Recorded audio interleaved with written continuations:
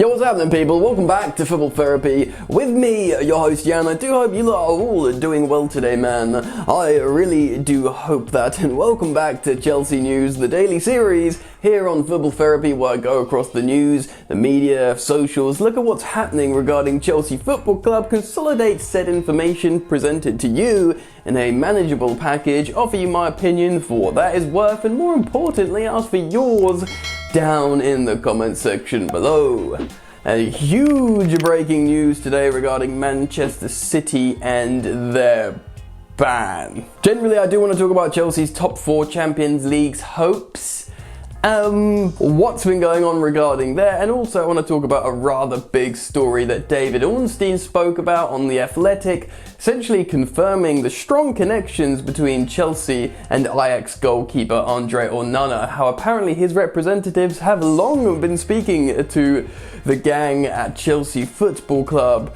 Some positive stuff to crack into, but a quick message to let you gang know that this video is sponsored by OneFootball. That's right, boys and girls, ladies and gentlemen, you need to go check out the platform, the application of OneFootball, because it's the leading platform for giving you everything you need regarding football, and particularly more notably Chelsea Football Club. Whether it's fixtures, statistics, match results, news, transfer news, OneFootball indeed has it all, mate. So you should click on the link in the top of the description to get your daily dose of free football information, news, media, stats, and all that good gear.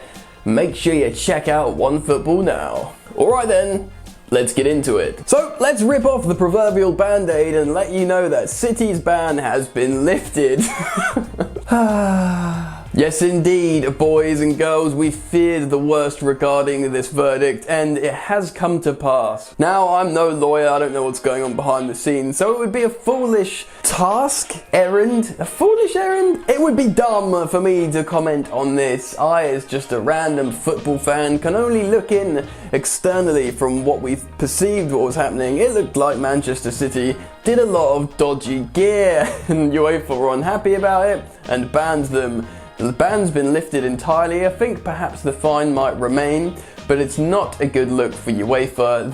They've never been able to fully enforce financial fair play. Certainly they've never looked like they could deal with it. So it's a bit of I don't really know how to react to this, because if indeed the Court of Arbitration of Sport have done what they should do right, then how are you supposed to feel about that? I mean, like I said, the external perception as a Chelsea fan would look in and be like, well, they've clearly spent loads of money and they've cooked the books. The leaked documents said they cooked the books. Naughty, naughty, don't play in Champions League. Give us some security for qualifying for said competition next season by offering up 5th place in the Premier League. Anyway, that's the verdict. So 1st, 2nd, 3rd and 4th place in the Premier League are the only finishing places that will grant Champions League football going into next season.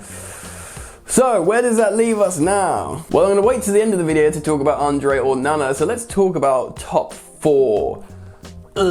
Obviously, Chelsea did their utmost, tried their hardest to create the most shock result of the game week, losing 3-0 to Sheffield, who are indeed a very good side, by the way, but they looked inept, devoid of creativity and just anything Chelsea. They looked terrible, but although they tried their hardest to perform the worst this weekend, in pops a direct top 4 rival competitor in the form of Leicester, who gets slapped about 4-1 by Bournemouth. I was having a lovely time watching this game. You know what, let me just give you like a peek behind the curtain. I watched the first half of this game and I was like, nah, don't want to watch this, turn it off. I went out for a bit and I actually had it on in the motor, in the car, the radio, and I was like, I think that the second half started and they looked better. They hadn't scored yet, but they looked better. By the time I got back to my apartment and checked the scores, it was 1-1.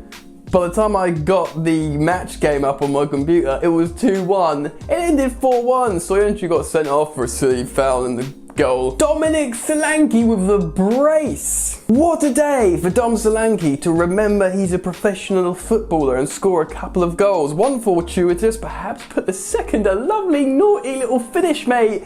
Agent Dom Solanke, Chelsea through and through, doing the Blues a favour, and even if Manchester United beat the Saints, which is probably quite likely, Chelsea remain in the top 4 after that performance. I said this in a tweet: for some peculiar, beautiful and unknown reason, the gods of football have put their safe, warming hands around Chelsea Football Club for the past 2 seasons and have caressed, cradled us, kissed us on the cheek, and for some reason they're looking after us, because it's happened again, boys and girls. It happened a lot when we were playing under Sarri. Seems to be happening again. Chelsea remain in the top 4. Thing is, man, Leicester are probably done out here. They've got really hard fixtures. They've still got to play Sheffield, Tottenham, and United. 3 very tough games, man. Chelsea have, of course, Wolves and Liverpool, which is very, very difficult, but we also have Norwich. Relegated Norwich that you know will turn into prime Barcelona because the pressure's off them now, and we'll all be crying. No negativity. The thing is, man, if Chelsea win all 3 of their games now, I think even if they draw 1 and win 2, they kind of like pretty much guarantee, they can win 2 and draw 1 and still qualify for the Champions League. There's wiggle room there, and that's, you know, that's like a safety blanket. I knew before Leicester played, if Chelsea won all 3 games, they'd still finish in the top 4, purely on the basis of Leicester and United have to play each other, and they're 2 of the teams going for that additional spot as well. So the future, our future, was always in our own hands. Anyway, we'll see what happens. Hopefully Danny Ings can just absolutely make this game week even better, but I'm not holding my breath. United look like they're on some ting at the moment, and let's not think about the FA Cup game against them just yet. Alright, let's move on from that. Positive news, let's talk about Andre Onana. David Ornstein of The Athletic has been writing about these links to Chelsea, and apparently Chelsea and Onana's representatives have been in contact for quite some time. Although Frank Lampard is interested in the likes of Dean Henderson as well, and is putting the feelers out for different goalkeepers to replace Kepa Arrizabalaga for the first team spot. Don't worry about what we're doing with Kepa at the moment. I think there might be a 2-year loan deal. I would actually quite like to see that. Keep him on the books, see what he does. Don't give up on him yet, but bring someone in for the moment that can offer a more commanding presence for the people around him. Andre Onana could do that. And like I said, there's apparently an open line of communication between the player, his representative, Marina Granovskaya, and Chelsea Football Club. It's reported that Onana would command around a €30 million fee, which isn't really that bad for a goalkeeper that's pretty highly rated in European football at the moment and is relatively young. We know that he's ready to move on from Ajax because, of course, he did that social media post on Instagram where he pretty much said goodbye in a semi-coded way. And then since Ajax have come out and actually confirmed the fact how there's an agreement with the player that he can move on if the price is right, and that price seems to be €30 million. The way Chelsea are apparently negotiating long term with Ajax, it does look like a promising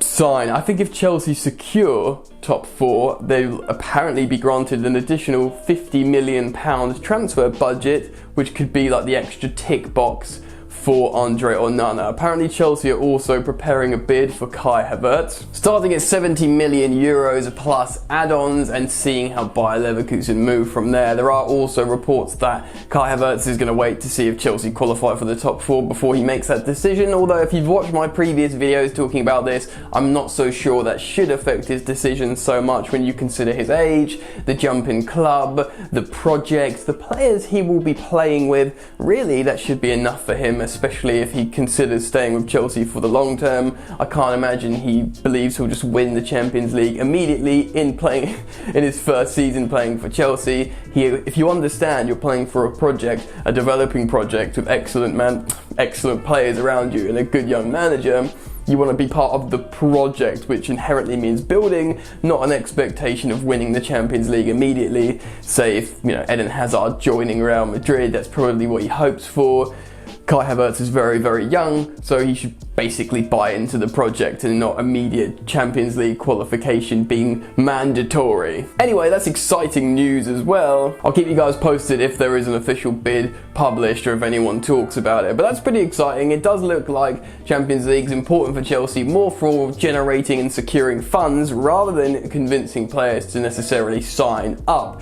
So, all very interesting and exciting stuff, and I'm very interested in getting your thoughts and opinions on what we've spoken about today, mate. So, jump down into the comment section below and let me know your thoughts on what I've spoken about today. Havertz, Onana, City's ban being lifted, Chelsea's top 4 hopes in the remaining 3 games of the season. You can also follow me on social media at FootballYannick on both Instagram and Twitter, and feel free to check out my second channel. I'll pin a comment in the top of the comment section below showing you which channel it is. Go show your support by dropping a subscribe on there. Show me some love. That's it from me, you lot. Enjoy the football, and I will see you later. You ain't so tough with that bad boy tuck. I'ma get it how I'm living, I'ma walk the walk. Outline my lines, I rap through thought. Body bag the verse, outlined in chalk.